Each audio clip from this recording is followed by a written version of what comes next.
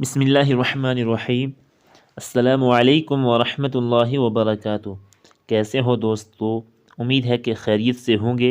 اللہ آپ کو خوش رکھے۔ کسبی غم سے کیسے بچیں؟ صدمے کے وقت غم سے دوچار ہونا ایک بہت بڑی حقیقت ہے جس سے انکار نہیں کیا جا سکتا، لیکن غور کیا جائے تو غم کی دو قسمیں نظر آتی ہیں، ایک کو طبعی جبکہ دوسرے کو کسبی کہتے ہیں۔ طبعی غم کی وجہ سے انسان کی شان عبدیت ظاہر ہوتی ہے اور اس پر صبر کرنے کی وجہ سے اجر و ثواب ملتا ہے۔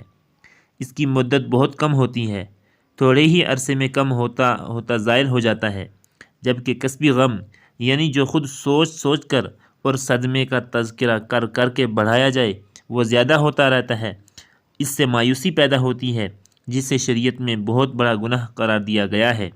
شریعت کی تعلیم یہ ہے کہ جب انسان پر کوئی صدمہ آئے اور اس کی وجہ سے وہ طبعی غم میں مبتلا ہو جائے تو اسے چاہیے کہ وہ صبر سے کام لے، اللہ کے فیصلے پر دل و جان سے راضی رہے، طبعی غم کو بڑھاوا نہ دے، یعنی اس سوچ میں نہ پڑ جائے کہ ہائے اب کیا ہوگا، بے صبری نہ کرے، سینہ کوبی اور ماتم نہ کرے، اور ہر ایسے قول و فعل سے خود کو بچائے جس کی شریعت میں ممانعت ہو۔